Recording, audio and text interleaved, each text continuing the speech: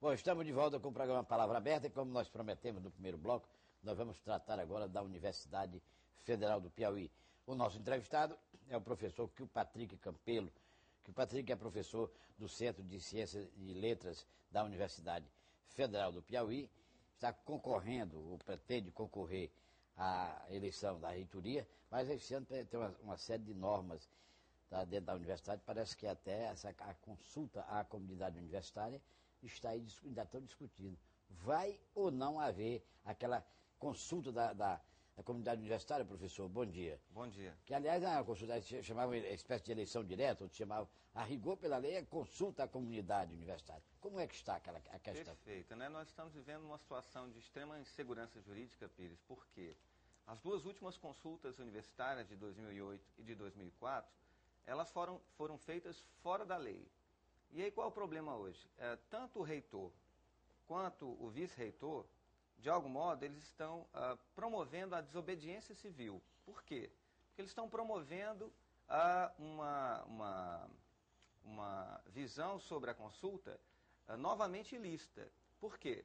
O reitor diz que vai haver uma consulta delegada às entidades representativas dos segmentos da universidade, portanto, à DUFP, ao DCE e ao SINTUFP, e essa consulta será paritária. Não é a comunidade, é a entidade. Por exemplo, a entidade vota, é a diretoria que vota? Não, vamos antes, né? Vamos analisar a legislação. O que a legislação diz a respeito? Existem duas possibilidades de organizar a consulta universitária.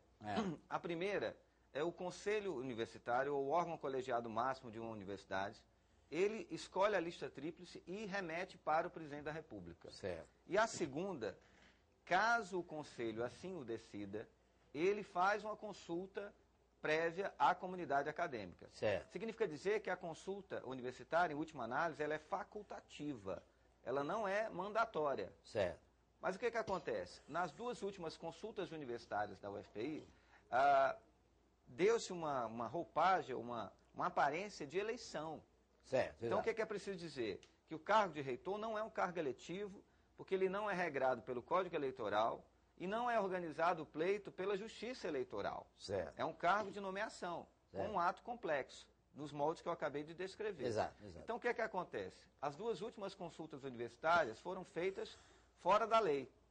E o reitor, hoje, ele se encontra no impasse. Se ele cumprir a lei, ou seja, se ele cumprir a lei, a consulta universitária tem que ser feita com uma ponderação que não é considerada hoje aceitável pela comunidade acadêmica. Qual é a ponderação? 70% dos votos para o segmento docente e 30% para os segmentos discente e técnico-administrativo. Isso não é dito explicitamente, mas é o que está na lei. O que é importante frisar também, Pires, a autonomia universitária, que está lá encartada no artigo 207 da Constituição Federal, ela não concede à universidade, a nenhuma universidade, a nenhum dos seus órgãos colegiados, a possibilidade de se sobrepor à lei. Exato, exatamente. Então a universidade ela tem de fazer o quê? Ela tem de simplesmente cumprir a Lei 5.540, na redação dada pela Lei 9192/95, que diz o quê? Se houver consulta, a consulta tem de ser 70% para os docentes, 30% para os técnicos e discentes. O que o reitor está dizendo? E o vice-reitor também. Certo. Eles estão incitando a comunidade à desobediência civil. Porque eles estão dizendo que a comunidade tem direito a uma consulta paritária. E não é uma paridade proporcional. Alguns estão aventando aí, especulando sobre a possibilidade de uma paridade majoritária, do voto por cabeça. Não é nem a paridade proporcional como foi na última consulta. Ou seja, seria a quantidade de votos, voto quantitativo, é isso? Exato, mas não é assim que funciona. Certo. Nos termos da lei, não.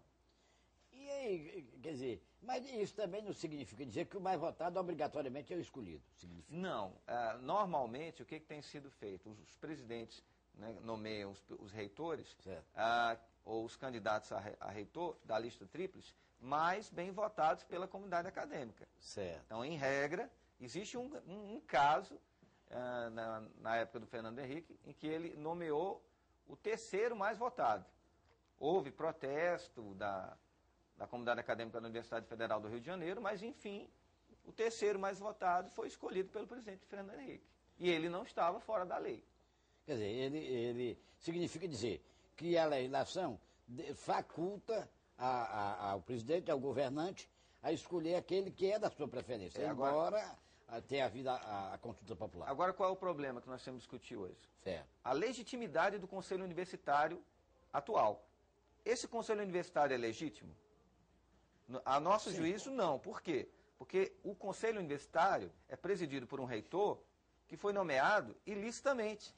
Por que ilicitamente? Porque ele foi escolhido por meio de uma consulta paritária. E a paridade, ela não é abrigada pela lei, ela não está prevista na lei. Portanto, é um processo francamente ou claramente, foi um processo claramente ilícito em 2008 e ilícito em 2004. Então, nesse caso, toda essa administração da universidade, ela está indevidamente... Exatamente. Quer dizer, é um mandato que deveria ter sido discutido já há muito tempo, porque a consulta universitária que escolheu esse reitor é uma consulta ilícita, foi uma consulta por paridade proporcional. E o que o senhor defende agora é que se criem normas, que sejam criadas normas que norteiem esse processo daqui para frente e que não seja normalizado. O que nós, na verdade, defendemos é uma intervenção na universidade, com a nomeação, defende intervenção, com a indicação de um reitor pro tempore, para que o processo, então, para que se proveja segurança jurídica. Por quê? Certo. Porque esse reitor, ele não vai defender a lei. Tanto é verdade que a atual resolução, o que ela diz? Ela manobra de forma indevida, né, com a lei e uma nota técnica do MEC.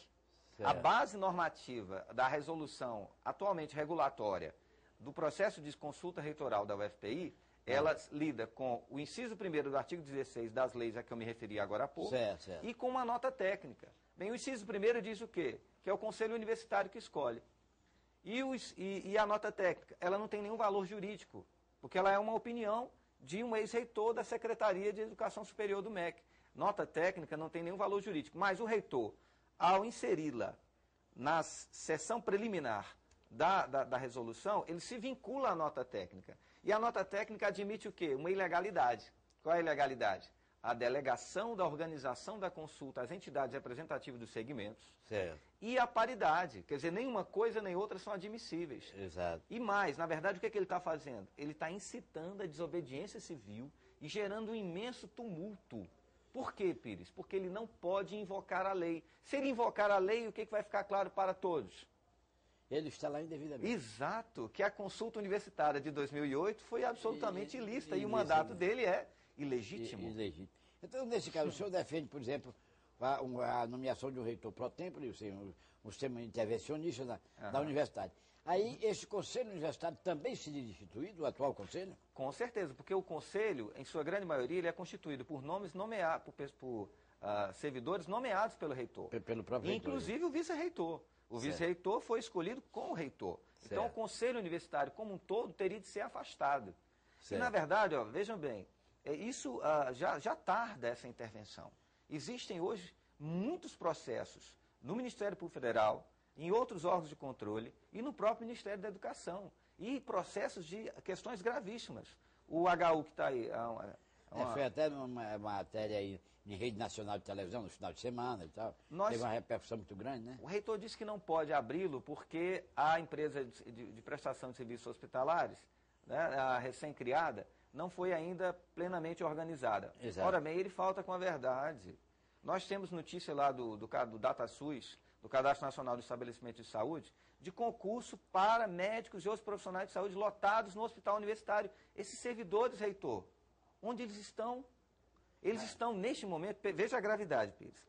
Esses servidores estão recebendo como se lotados estivessem no hospital universitário. Peraí, professor, o senhor está fazendo aí uma afirmação seríssima. Quer dizer, tem gente nomeada para o hospital universitário. Lotada no Cadastro Nacional de Estabelecimento de Saúde no hospital universitário. Um hospital que não está funcionando. Que não está funcionando há 5 anos. Pelo menos o serviço ambulatorial, Exato. Que de algum modo desoneraria o sistema de saúde público de Teresina, municipal ou estadual, que se encontra, né, no estado precaríssimo, seria aliviado se o hospital universitário funcionasse. E existem hoje servidores da área médica, lotados, está lá no Cadastro Nacional de Estabelecimentos de Saúde, é só procurar e nós temos os dados. Posso fazer chegar às suas mãos.